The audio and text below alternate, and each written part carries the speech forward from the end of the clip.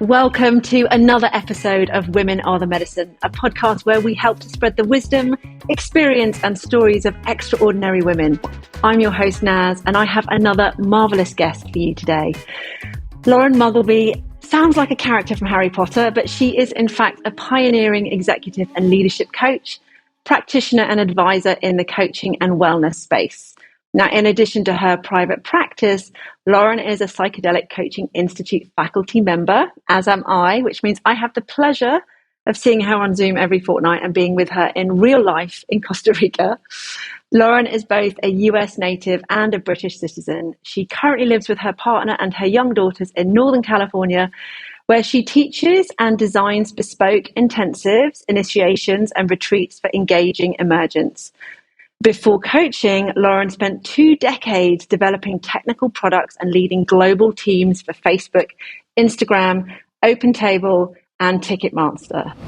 Lauren, welcome to the show. I'm so excited to have you here, not least of all because we get to talk about psychedelics and non-ordinary states of consciousness, which are some of our favorite mutual topics. Welcome. Mm-hmm. Thank you. Thank you so much. I'm delighted to be here. Oh, it's great. Now, I remember the first time I met you on retreat in Costa Rica, and we were paired up to do that eye gazing exercise, which is really intense anyway. But I just remember so vividly that you kind of morphed into this Greek goddess, although I don't think they're particularly compassionate, but all I felt was compassion and love and the depth of your soul. And I think in that moment, I kind of immediately fell in love with you. But there's so much to you. I'm so excited to have you on the show today. What I wanted to start with, and we could probably spend the entire show talking about this, but let's talk about your medicine. What are you here to share with the world? What's your medicine? What's your flavor? Yeah, I think it's that I am probably the most non-judgmental person I know. I think it's the ability to show up and with no blame or judgment with people and just feel an ease in seeing the gifts that people carry, seeing what's emerging for them and what's possible for them, what's coming from the edges or who they're becoming. And it helps me as a leader and as a coach to see people in that way. And so maybe that's the medicine. Yeah, and so incredibly valuable to be in this space and to be so non-judgmental. It's so absolutely vital. And I just wonder, how did you end up? We'll talk about what you're doing now, but how did you end up leaving what is quite a prolific career in corporate America? You kind of escaped it, and now you're working in this field in non-ordinary states of consciousness. Yeah. How did that happen? Yeah, that happened. So I was initiated into psychedelics when I was 17.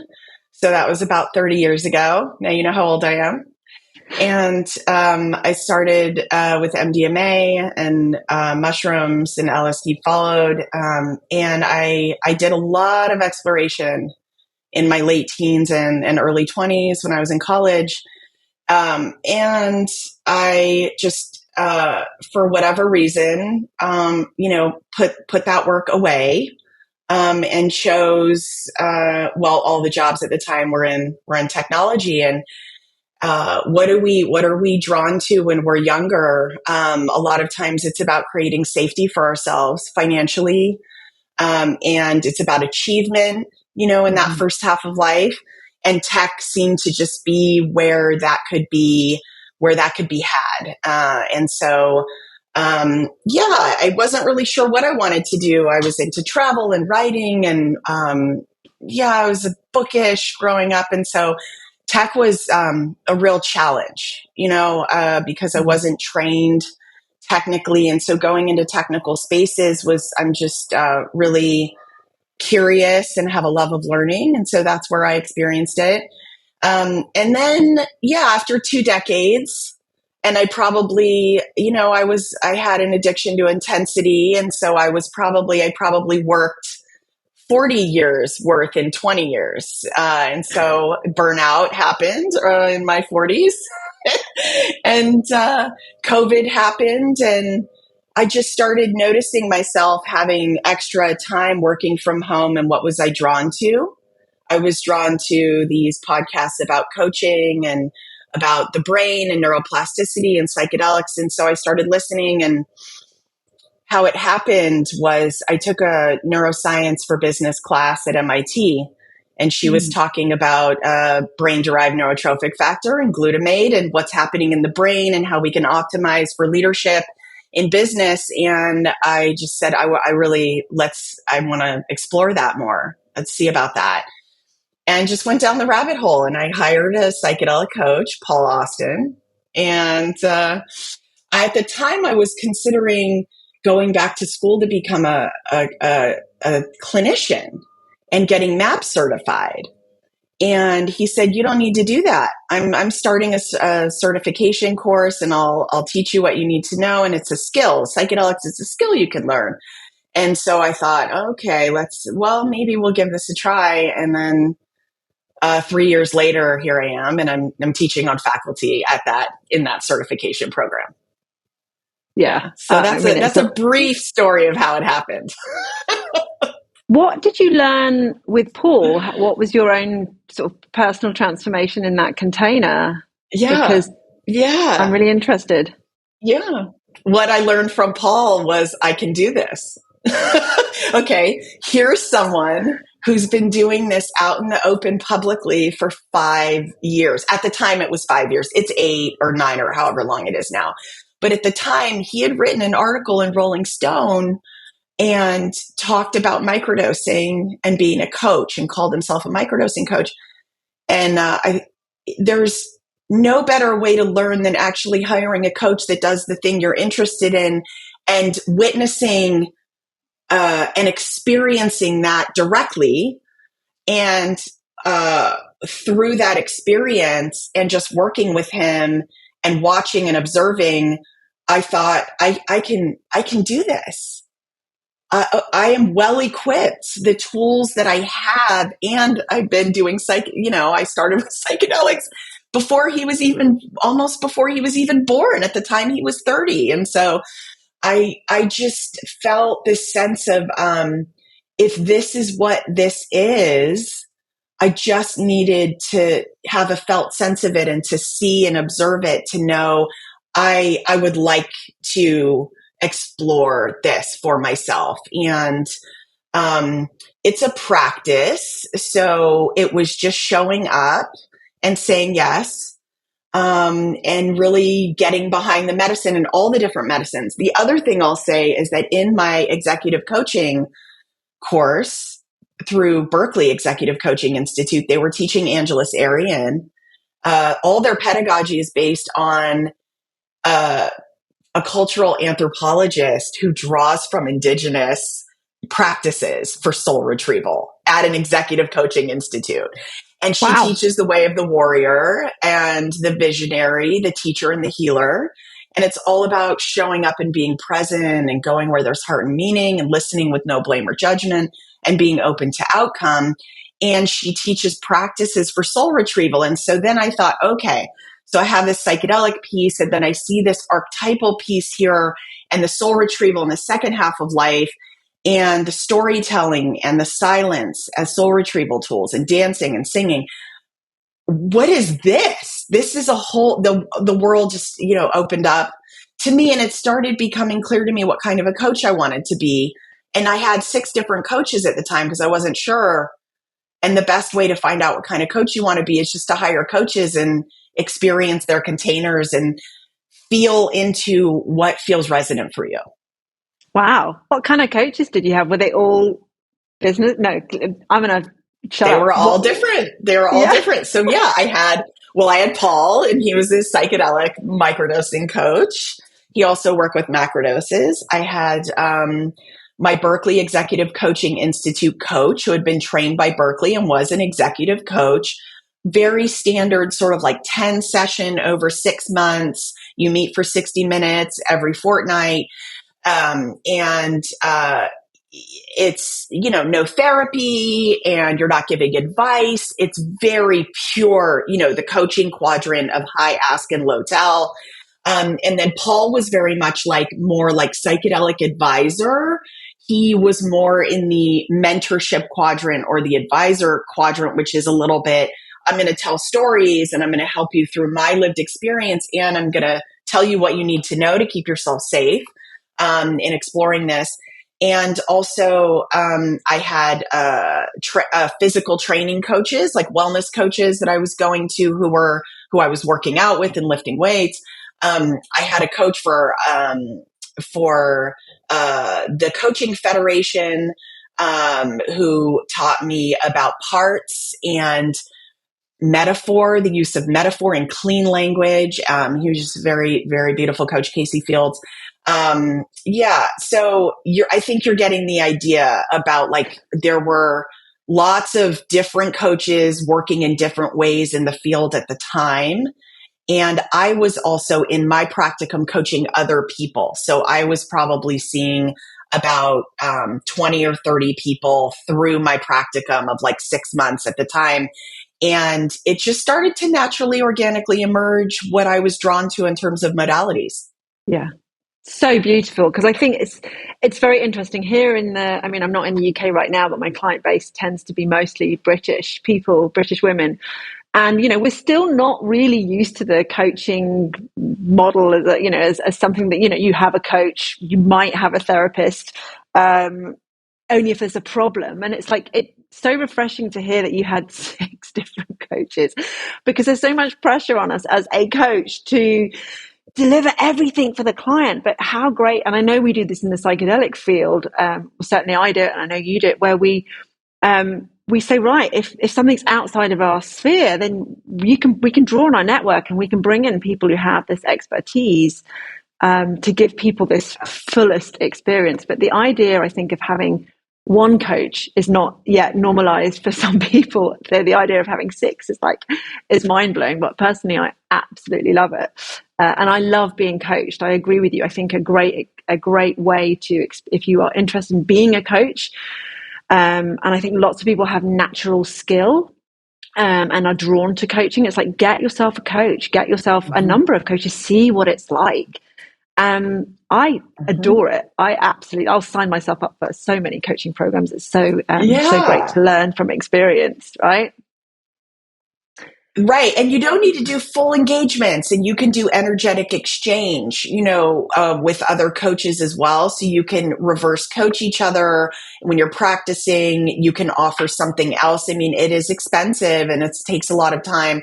So I couldn't have done that if I had been working full time. I had to take that leap and trust myself and stop working to have the time to be coached and to coach others. Coaching is a practice. Of course, it can be learned. It can be experienced. And in the beginning, I wasn't a very good coach. I wasn't. It took time, and I had to continue to show up, and just keep moving forward. Yeah. I love that humility that you have as well. Just thanks.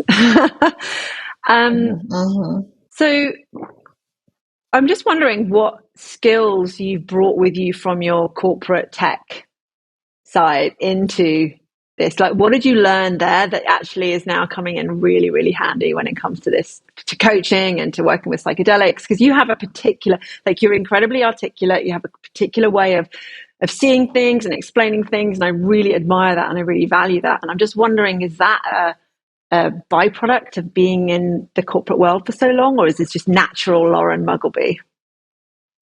Well, I mean, nothing's just natural. I was troubled. I was troubled when I was growing up. When I was young, I was deeply, deeply troubled. And I think working in a corporate environment and in tech, I was an English literature major. I studied French. I wasn't coming from a technical background. So what did working in a technical space teach me, that helps me in coaching. I think working also internationally on top of that for a decade, outside of my own culture, but being a square peg trying to fit into a round hole for 20 years, right? Being one of the only women. And then later, as I got older, being one of the older women, and being in spaces and places where there's mostly men. And, corporate is, I think, a place where you start to see, especially if it's hierarchical, and these are spaces mostly operated by men, and it's top down. As a woman, you really have to step into your masculine, your linear, your verbal, like no chaos. And so maybe what it taught me was how to play the game in the way it had been laid out, and drawing on a lot of masculine energy. But maybe what helped me, or what was great, was actually being that woman and bringing in the soft, or the chaotic, or the nonverbal, or other things. Maybe it was one of the reasons I stayed in it for so long, and I was unique in the space. But what did I carry from it that's been the most useful? I think actually it was something difficult that happened to me when I had my first daughter. And I had been working for a company for a decade at that point, and my daughter was born. And in the UK, we get a year off. That doesn't happen really in the US, but I was out on maternity leave, and I was told, you need to come back and interview for your role. You need to interview for your role. We're going to bring in someone over you. So if you would like that, you need to interview for that. And it was my job description they were using. And I remember coming to realize, oh, I've become this statistic. I've now had a child, and now I've bled out my eyes for this company, and it's only been an upward trajectory. Now I'm being told I'm not good at what I do. I need to interview for my role, and they're doing something that I perceive as being illegal. And it was deeply, let's just say it woke me up. Okay. Okay. So now I'm a statistic. This has happened. How am I going to recover from this? Maybe what being in corporate did was it blew me wide open.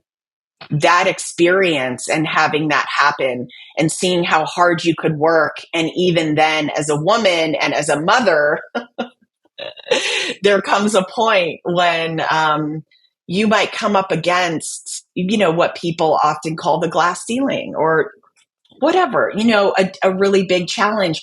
And so when that happened to me, I started realizing, why have I sacrificed so much? Why have what has this all been for? And that experience, that happening to me at that point in my career, was probably the beginning of the end of my being in corporate. I did stay in for, I don't know, I continued for almost another decade. But that was really the end, when I realized, no, this needs to be for you. And what you do needs to feel aligned and resonant. Wow. Do you have a sense of how common this is for women in corporate America, or just maybe globally? Extremely level common. you're at? After it happened to me, it happened to two more women. It happened to two more women. Right. And those women, those women had to fight for their rights. Unfortunately, Nasreen, it's extremely common. I think the UK, in terms of what I saw happening towards the end of women having longer times off on maternity leave, the men even being able to take a portion of the maternity leave, the European sensibility towards women and towards mothers, and that the maternity leave, you can be backfilled, you can take time off, they hold your role for you. that's all very beautiful. And that we're just at the very beginning of that here in the US. We're so far behind Europe. But the idea that what is actually happening, even though they say they'll hold your role, or that it'll all be fine when you come back, or that there is going to be a bias, and we're all participating in a system that creates that. So, as women wake up to that and they start to notice, this isn't right and this isn't fair, and I'm going to speak up, and I'm going to say something. And so, I don't know the statistic, but I can just tell you that I never thought it would happen to me. I never thought that I would experience that, and it did. And so I just, for all the women who are concerned, what happens? I go and have a child, and how will it be for me, and how will people treat me? Just, we do need to be aware that even if people aren't conscious of that bias, it's there. It's often there. Yeah. And I'm just wondering, you work in leadership, you work with psychedelics. What's the role, do you think, of shifting systems, culture in these organizations for your kind of leadership that you are cultivating with your clients? Yeah. I think the really important next level skills for leaders are regulation, being able to regulate our nervous systems. And I'm defined for a long time leadership as your ability to create a container, a holding container in which people can reach their highest future possibility. And so creating, love, safety, belonging, inclusion, was my definition of leadership for a long time. And how it's morphed or changed is this idea that leadership is a feeling I get when I'm with you. If you're a leader, and I'm talking lowercase L here, anyone can be a leader. A feeling that I get when I'm with you, that I'm seen and felt and held and acknowledged, and I feel big, and I feel like anything is possible for me. I can become whatever's emerging. And that is a feeling of safety. And that's a feeling of coming into regulation, into rest and digest. You're a better listener. You can influence more easily. You can connect more easily. And so these C words of being calm, connected, creative, curious, collaborative, courageous, confident, all the C words. That's more how I'm defining leadership now, is a feeling that you're able to give other people who are in your presence, right? That is leadership. That. And so, and so psychedelics, if we're going to be regulated, well, what is the path? What does that even mean? Because we're constantly coming in and out of regulation. And so understanding psychedelic is just, making the unknown known. What's there, and bringing it out and having it manifest and seeing what's in there. That awareness of what's actually happening inside you moment to moment, and the ability to have the resilience of noticing what is happening in real time, and being able to make a decision about that, or see it maybe as an observer, and also welcome it.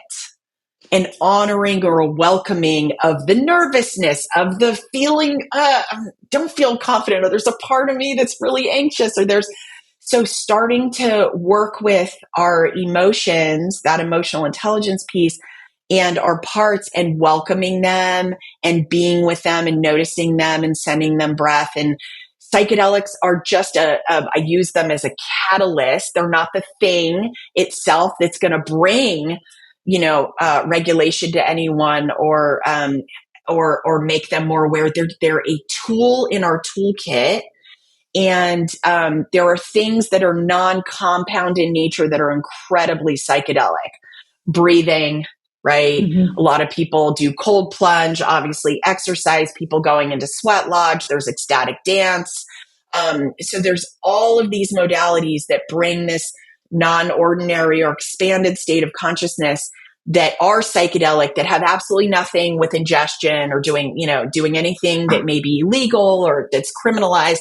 And so just getting people to understand, and maybe that's the advisor part on the other side of the leadership coaching, is that there is an educational element that just you can open leaders to this idea of what's there that may seem woo, it may seem uncomfortable, or just, maybe they're unaware of how, maybe some people associate some of these things with religion, because they touch on something spiritual that you can't see. But, it's a practice, and it's a tool like anything else, and it can be learned, and it can be honed and harnessed for improved leadership. Absolutely. Yeah, I love that. So much to unpack there. I'm just wondering, you're developing some really interesting tools, for radical self-awareness, self-regulation, and you're combining psychedelics with other modalities. Do you want to just touch on some of this exciting work that you're doing and let us know what's the possibilities that you're seeing unfold in front of you? Yeah, what I'm seeing unfold. Yeah, what's coming from the edges is, I think a lot of people tend towards really high dose experiences. They think they need to go drink ayahuasca or take like what are known as heroic doses of mushrooms. And what I'm seeing unfold is actually this, very skillful use of lower dose, ultra low dose, or medium doses, of different compounds. We learn, or we teach in the Psychedelic Coaching Institute, about the lotus flower, and that there's a soil tilling phase, a sprouting phase, and a flowering phase. And so if you go directly to the flowering phase, the really high dose, or maybe, something that be considered, you're coming out of your body, or going, into a state, an ecstatic state that maybe you're not really fully prepared for, that this can be, ill-advised, that it's more is not more often when it comes to these expanded states. If we're training for regulation, what I love is the idea of starting really low and slow, and starting to dip your toe in the water and notice with, responsibility, with ethical use, with safety as the primary sort of, guiding light, that you dip your toe in and you start low and slow with a compound that is going to help you clear the cobwebs until the soil first. And so, microdosing, and then what is called hyperdosing, or these medium doses, coming in little by little to whatever it is that you're choosing. And oftentimes something like ketamine, or a heart opening medicine like MDMA, or even something like cacao, drinking something that is vasodilating, that opens your heart, that floods your system with oxytocin, that helps you to feel safe, is the best place to start, because you're what I would call a consent-based approach of letting your parts know, we're going to be doing some work, and we're going to move really slowly, and I'm going to bring you along the whole way, but in loving presence and acceptance, looking at yourself as a multiplicity, and understanding that you'll move at the speed of the most hesitant part, which is that you're going to have some parts that are uncomfortable or fearful about this work. And if you blow past those parts and you go to really high dosing, well, they're going to let you know they're not appreciative of that. And what we call sort of blowback or trauma, or whatever you want to call it, your parts are going to come back maybe even stronger and disappointed and hurt and upset with you. And so this idea of thinking about yourself as a multiplicity, and how would you treat your inner team? If you're a leader, how would you treat your team to build trust with them first before taking them to a potentially very challenging place, like a country where no one speaks the language, for example? You'd start low and slow and you'd ease them in, And so I love this idea of easing in a consent-based approach, and using psychedelics in a way that is a lower, moderate dose, and then building up over time to maybe a higher dose or a more challenging experience, and bringing all your parts along with you on the way, just like you'd bring a team you were leading. I absolutely love the way that you've described that. It's definitely an approach that Rachel and I have. It's like longer containers, starting slow. In fact, we build in a lot of self-regulation practice without any psychedelic substances first. And then you can know, like you say, you establish your baseline, and then you can figure out, okay, what happens when I'm microdosing this much? What happens, 6 weeks later with microdosing? So really building in that self-awareness, and a lot of personal insight versus, like you say, just going at it with a sledgehammer. And I know Rachel and I work primarily with women. We do have the odd male client who comes along to do private work, but we work with women, groups of women. And I know that you work with, you're much more inclusive. And I'm just wondering if you notice any differences, or what differences you notice between, if there is any, between the the two genders in terms of their approach to psychedelics or their work that they do. Like, just give me your thoughts on that. Yeah. Well, think about it less than gender as feminine and masculine energies, and what different people are holding as the combination of those energies. And so if we're speaking archetypally about those energies, I could say that in the realm of relationship, the archetypes of lover and nurturer, I tend to notice more women are carrying the shadow of too much nurturer or lover. They tend to have in their archetypal preference a preference for like the shadow of too much or too little archetypally in relationship. Okay. Men oftentimes are, not always, but are oftentimes carrying like warrior energy, more in the shadow of too much warrior. And none of these, by the way, are like good or bad. We have all of these archetypes within us, but I notice maybe that women tend towards playing safer or more in the realm of relationship and change. So the transformer energy or the renegade energy, women maybe carry that adaptability a little more than men. And then men, I see the sovereign energy. I see the strategist, men carrying the energy of structure and mastery, and discipline, and in linear verbal, and women tending more towards the nonlinear, the nonverbal, the chaos.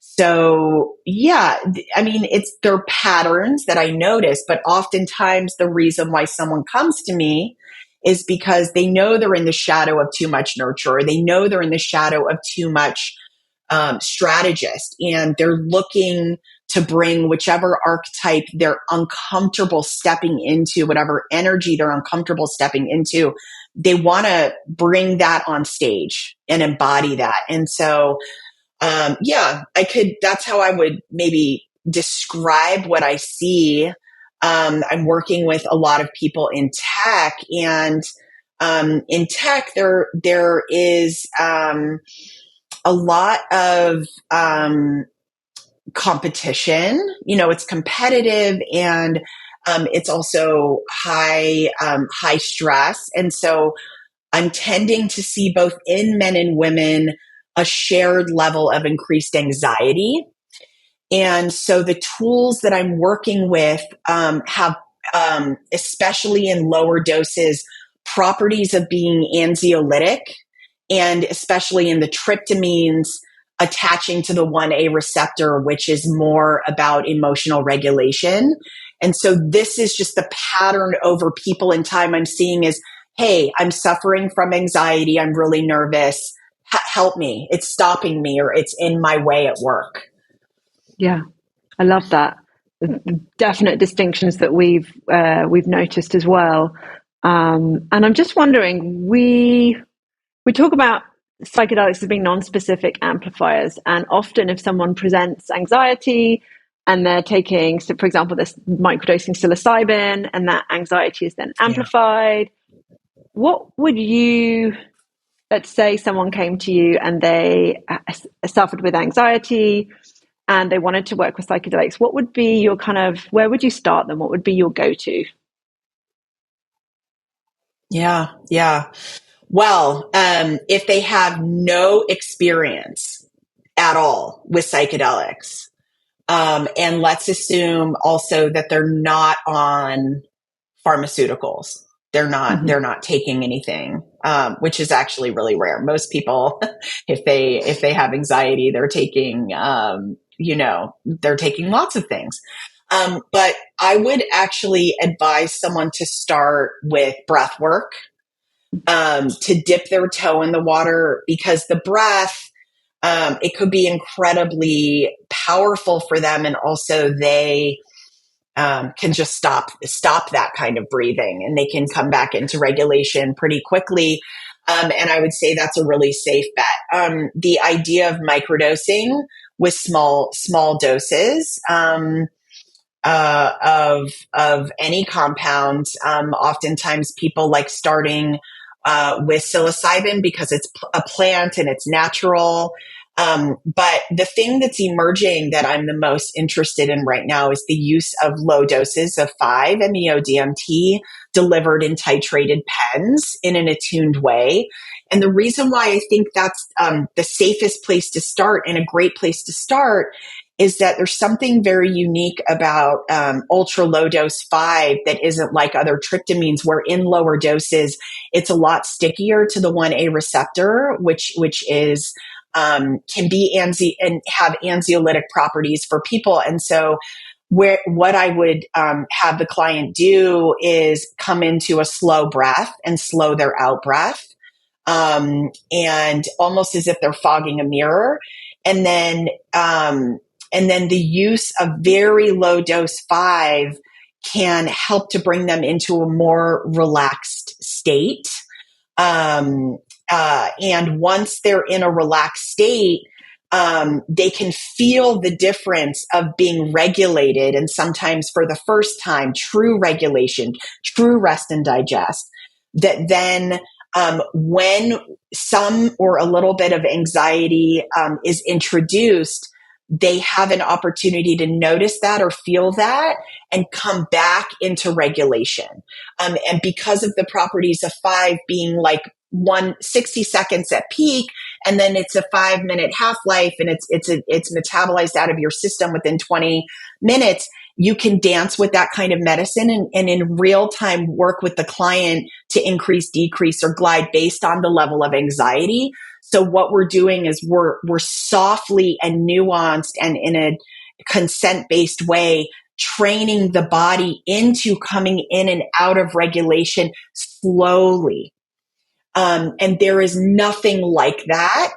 The closest thing that I've seen is probably ketamine titrated in a clinic, based on IV. And even that is not as fast acting or as short a duration as 5 delivered in this way. So I think it's really kind of, for me, just looking at everything I've seen, the most effective and safest if someone meets all the criteria for working with it. That actually does sound really fascinating. And I'm just wondering if you wouldn't mind expanding on, it sounds like, and correct me if I'm wrong, that is a session where you're having several doses of 5-MeO in a space of an hour, or how long the session is. And then That's right. Are you That's exactly coaching right. them in between? Are you coaching them in between? Yeah, so people who are practicing in this way are attuning to the client, and you can think about the client as being the pilot. And just like in a coaching container, they are responsible in self energy for their own healing. They are the ones that have everything they need to heal themselves. You can think about the compound as just a catalyst or a tool that, as the co-pilot or the coach, you are holding or creating a container of safety for that person to do their own work.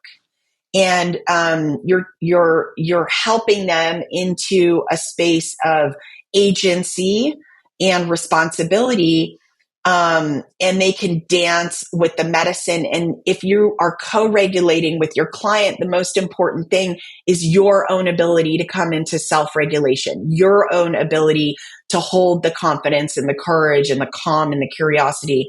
And so really what the medicine is that. It's you in your self energy leading your own internal team, and everyone coming together and being aligned. So you're fully showing up for this person in a very grounded way, that then you're just introducing the compound that's going to open their energy up to feeling that self. And so sometimes clients who can't come into that energy of curiosity or calm or compassion, they need your self energy to help them come into that. And so the level that you are actually guiding, or to the extent that you're working verbally with someone, I would say the least amount possible. I would say less is more, because that person actually has everything they need.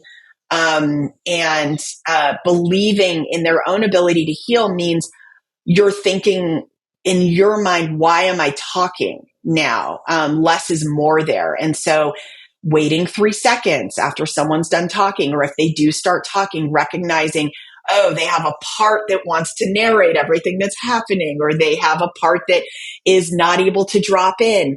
And so just the idea of letting someone come towards, or teaching them the tool so that they can do their own internal work and rely less and less on you, is the goal or the outcome that we're hoping for over time.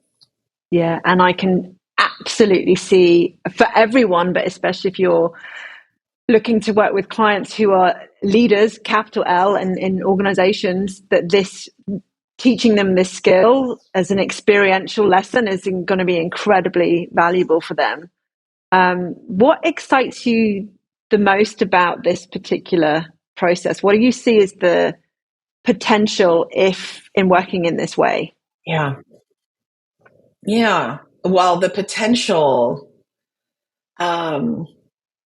is that what we're actually, as coaches, helping people to do is to look at themselves, or see themselves as a team within themselves, or a family, see themselves as a system, and learn how, as the leader of their own system, to work with each of their parts to create that part's highest future possibility. So there's an unburdening, which is what is called an IFS, or in the Presencing Institute talks about level 4 listening, and the ability to listen and be in inquiry with your individual parts within you, and how you treat your parts and how you come into wholeness in your own system gets then mirrored or reflected in the real world. So basically what that means is um, you're doing the world a favor and a service by creating safety and inclusivity and a container within yourself so that your system of all your parts comes into coherence. And then that creates a ripple effect all around you. And you can lead teams from that place too and create that coherence. And so it's a paradox, right? That we see ourselves as coming into self energy and it's about us, but we're a team within ourselves. And then seeing ourselves as the wider whole is really what excites me about this medicine. I see it as a very safe, consent based approach to working with a tool that can be can have a reverse tolerance effect for people, where we're training for nervous system regulation and bringing people into wholeness, and they no longer need the compound, they no longer need that tool. They start to just come into that awareness and that feeling, and they come into the medicine and realize they don't need it. They don't need it anymore. They have it within them and they carry that energy, and they can get access to it because they've done the work and they've laid the path and they deepen that groove within themselves, within their brain. It's what I really love about this medicine. Tend to be very few contraindications as well. It's just important the circulatory system is strong. If you have high blood pressure, you stabilize that. And MAOIs are a contraindication, and most people are no longer taking those. But, waiting 48 hours after you've, taken ayahuasca, for example. And then I would just say, anyone who has a history, obviously, of psychosis, or is, unsure about their family history, to proceed with caution. But of the psychedelics that I've seen, this is the most possible with this medicine to go really low and really slow. Yeah. It sounds like you are, by teaching people to work with their inner team, you're allowing them to then move through the world as that integrated team and then recreate that in actual teams, whether that is a family team or a friendship team or a team. Incredibly, incredibly valuable. And I also just want to point out that I love what you said about, the aim is that we no longer need these substances.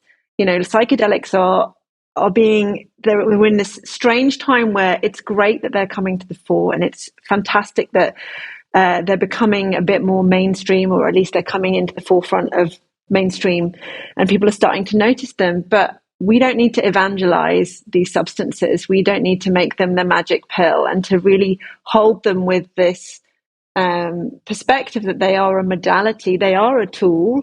And then when you finish with that tool, when you've built your house, you can down the tools. You can just enjoy your house. You can enjoy all the rooms in your house, knowing that every room is safe to go in, right? So I just really appreciate your perspective. I want to add one other thing, and listening to you talk about that is that what starts to happen as you shift from maybe using these tools more for, healing or unburdening parts, or coming into more regulation, is that they become tools for innovation, for creativity, for clarity.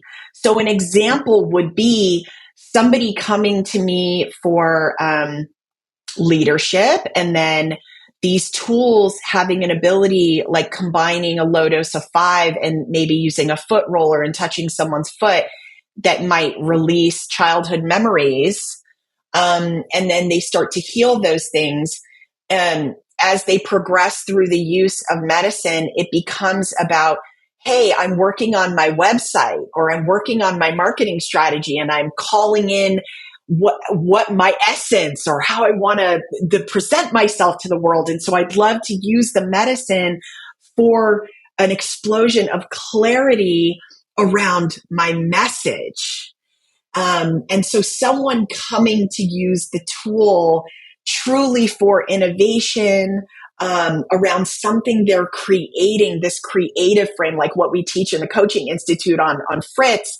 What am I creating in the world? What is the life I want to create for myself? What is the company? What is the product? What is the relationship or the partnership I'm looking to create? This is less about, here's a problem I'm coming to you with. There's something wrong with me, or I'm reacting or responding to something and I just want this to go away, to here is a way or a tool I can introduce for imagination, for creativity, for generativity, for deeper intimacy.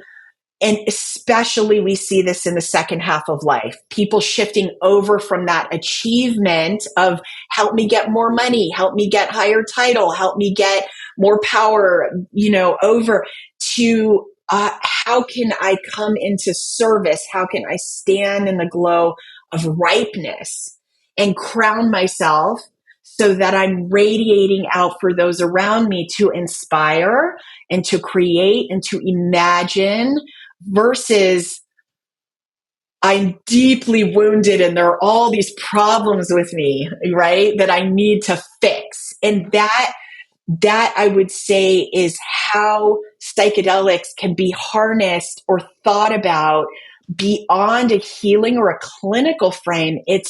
There's nothing wrong with you. There's only what is the new that you want to create for yourself. And I think this is the difference really between a clinical frame and a coaching frame, is that often in coaching, we see people already as whole, as having everything they need. There's nothing to fix. There's no problem. There's only the new to create. And so there may be some healing work obviously within that, but it is a different frame. And I think there are a lot of clinicians who are coming around or already think in this way. I know, like parts practitioners, people trained in Hakomi. So there are clinical frames that have more of this approach or look more like coaching.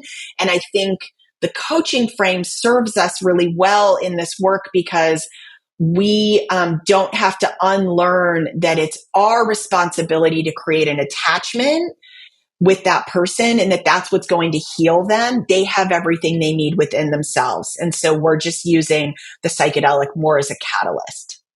Yeah, it's definitely for my own personal work and working with clients. I adore working with psychedelics when it comes to discovering gifts and meaning and purpose and harnessing it for creativity and imagination versus the healing side of things, which invariably it does come with the work, but that's not our primary objective with Women of the Medicine.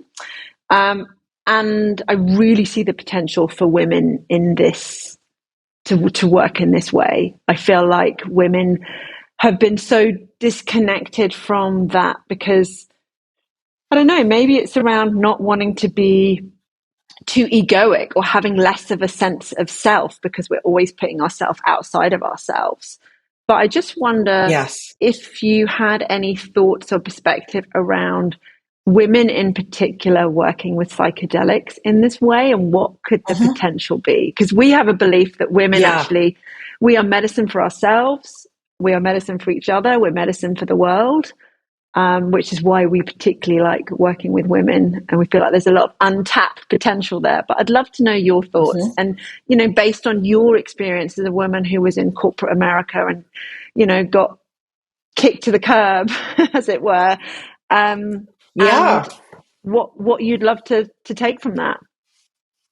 Yeah. Okay. Well, the first thing that actually comes to mind with reference specifically to women who have been in corporate is that what we often do is we come more or bias towards our masculine in order to be successful. So we're smart. We see the game that's being played and we say, we're going to play that game. And we take on or embody more of that masculine energy. And for me, I can speak from my personal experience here. There was definitely a journey or a path to what I'll call feminine expansion. And doesn't it just seem so strange that as women, we ourselves need to come back into accepting and embodying these feminine energies? But what psychedelics can do, if you're in the container that makes that possible, is coming back into the feminine, and acceptance and a love and a reverence and a respect and an honoring of the feminine and an expansion of the feminine. And what I can share that is shocking to me, and maybe insider baseball going to sound woo to some people, is what I see often is women can get into a state of feminine expansion more easily than men. We can connect with or attach with that vibrational energy, that grounded, rooted energy from the earth, which is a very feminine energy.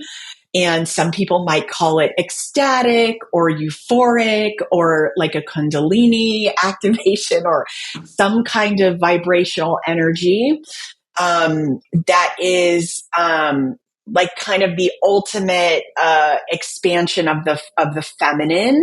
It can look orgasmic, and it can be fully, purely energetic, and a full, deep appreciation just for how we are uniquely positioned to harness or tap into that energy, and then to then help men also tap into that energy. So I hesitate to, sort of go too deep into that, because holding that energy, and that's extremely powerful energy, can be overwhelming for people, and more difficult for men to tap into, and more difficult for women who have been in male dominated spaces for a long time to tap into. But it is a place that we can access, and that we can help other women to access, and that men can more easily access when they're in containers with women or containers held by women. And so this is really beautiful. Some people refer to it as like a life force energy, but moving towards that place. The other thing I'll say is, as women, tapping into a place where we're able to see the part of ourselves that has worked so hard, that is just wanting to be in what is referred to in like positive psychology or humanistic psychology as the D realm, the realm of doing. Our self-worth often comes from our ability to do, and believing that if we stop doing, we stop the busyness, we stop making it's like the hamster running on the wheel, that honestly a part of us believes we'll die, right? That we won't be able to get anything done. Well, some people describe it as like, I'm just going to be on the couch, or I'm going to lay on the floor, I'm going to lay down, nothing's going to happen, I won't be anyone, I won't do anything. And so for women, the idea of the separation of seeing the child inside themselves that learned that they had to be busy and they had to be doing all the time, and how truly deeply exhausted that part is, and allowing that part the ability to trust you and to see who you've become and to just rest, is, I think, one way that I'm noticing this could be very powerful for women who have those exhausted parts, that need a felt sense of knowing that if they come into the B realm, they'll be okay.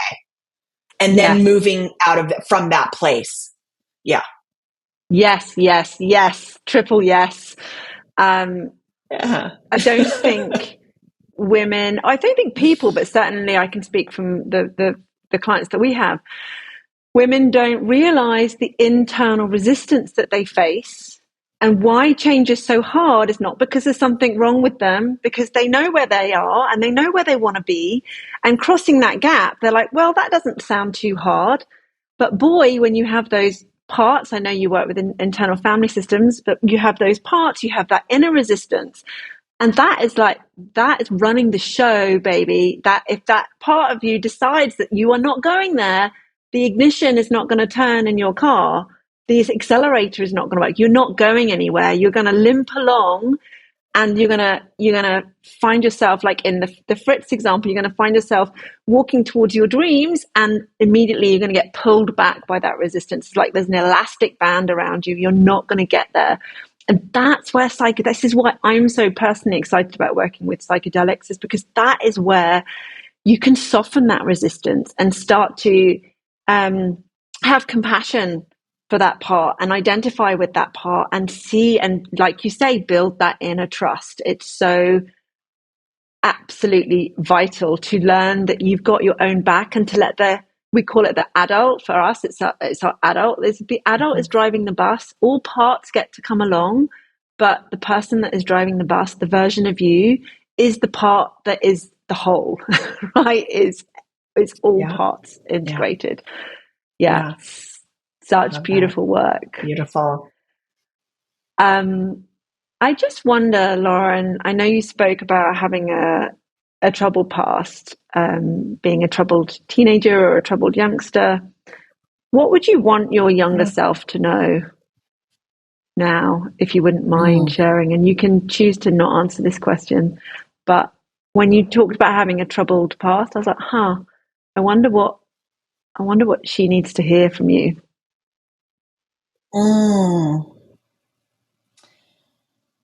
Yeah, she doesn't need to hear anything. What I've come to know to be true is that healing happens in the body and community.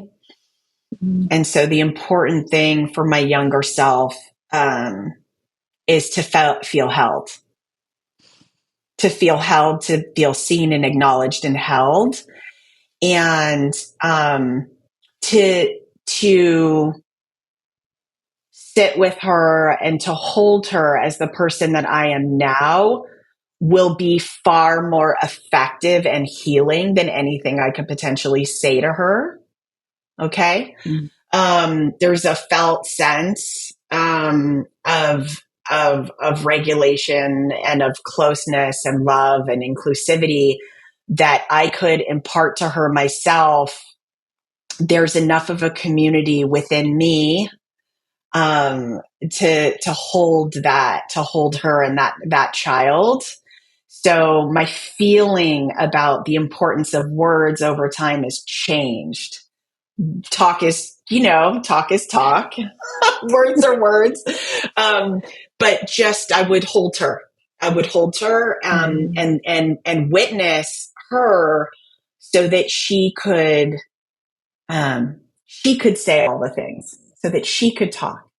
So I think training as a coach has taught me it's less important about what I have to say. I'm not here to tell her anything. I'm not here to tell you or anyone anything. What I'm here to do is listen. And the biggest gift I could give to her is that listening from the edges, that full body listening, that deeply present listening is the greatest gift I could give to her. Yeah. Thank you. We all need to hear that. Nothing bad comes from listening, deeply listening to someone. I had another guest on Gemma Brady, who has a company called Sister Stories, and it's all about holding circles and listening to one another without the need to respond. It's just about witnessing, holding, and being there. And it feels like this is so similar, right? But it's just it's an inner circle. It's beautiful. Listening to all parts of yourself. What's next for you, Lauren? What's on the cards? What's coming up? What's exciting in your life right now? Okay. Well, so I really love bringing practitioners together to practice. So what I've seen or noticed is the way that we learn how to become more skilled listeners for our own parts and for each other, and listening being one of the most important next level leadership skills or life skills really is that listening is bringing practitioners together to practice together in the holonic, which is everyone in charge, no one in charge, which is that there's no hierarchy. We're all co-creating or co-emerging as equals. And we're coming together to learn from each other. And so my family has a home on an island, Whidbey Island, that's just north of Seattle. And next weekend, I'm holding my first gathering there, where I'm bringing people together, practitioners and leaders, both men and women, to come together, to engage emergence and to come into regulation together and to create that island of coherence. And so I've been holding these gatherings or these, sort of what I call, the infinite breath, or an opportunity for people to come together. I've been holding these here in the Bay Area for a couple years now. But so this piece of land up on Whidbey is really special. It has a view of the Puget Sound, and it's an island, and there's lots of witches on the island, and creative people making art, and lots of mushrooms, and it's just very beautiful there, and it's slow and it's peaceful. And so I'm excited to start also inviting people into experiences in this new location. And so that's what's really alive for me right now. Also, I'm just looking to further develop an idea that I had about a book by Angeles Arian called The 8 Gates of Wisdom. These are 8 gates of initiation or thresholds that we all cross through, and especially in the second half of life. And recreating these gates on my family's land, and giving people a physical gate to actually stand at when they're receiving the gifts of that gate, doing the reflective work, doing the practices. And so I'm really excited about that as a project, and as something I'm creating sort of in creation, even with Angeles Arian, who's no longer with us, but just this idea of these initiations and gates and rites of passage for people in the second half of life, providing them a new frame and a new map and a new archetypal language so that they can stand in their glow of ripeness. And really show up in an entirely different way, in alignment with their new capacity, as they come into sort of more perspective and deeper wisdom later in life. Sign me up. I'm so gutted I'm not in the States, because I would You're love, love, always love. welcome. You're always I know. welcome. Yeah. I know, darling. Well, I'm excited for you, and I'm excited for your clients. I'm excited for the people that you coach and the facilitators that you help to share your wisdom and your trainings with. We always ask on this show a question that is, if you were made Madam President of the world for a day and you got to make one change, what would that be? Yeah. I got to make one change. Well,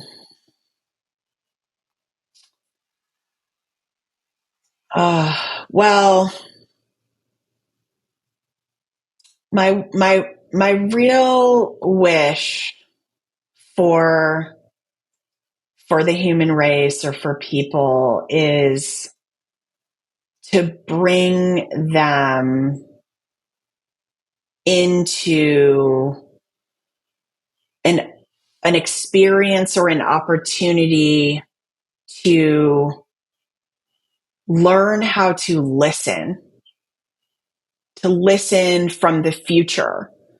And I think especially with AI now, with there being so much fear around technology that operates on listening from the past and being very effective at seeing patterns based on what's happened before. The one thing I would hope for the human race and the change that I would make is to help people remember or remind themselves that what is unique about us as humans is that we can listen from the future, and that AI will never or can't, as far as we know, do that.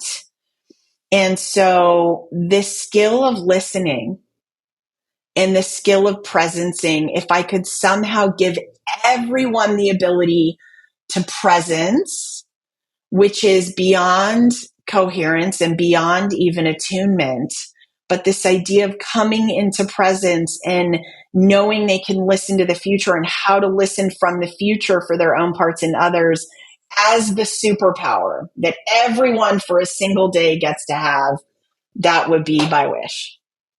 And just for people who are like, what does she mean we can listen from the future? What do you mean by that? How do people do that? Yeah. Listening from, I'm a student of the Presencing Institute.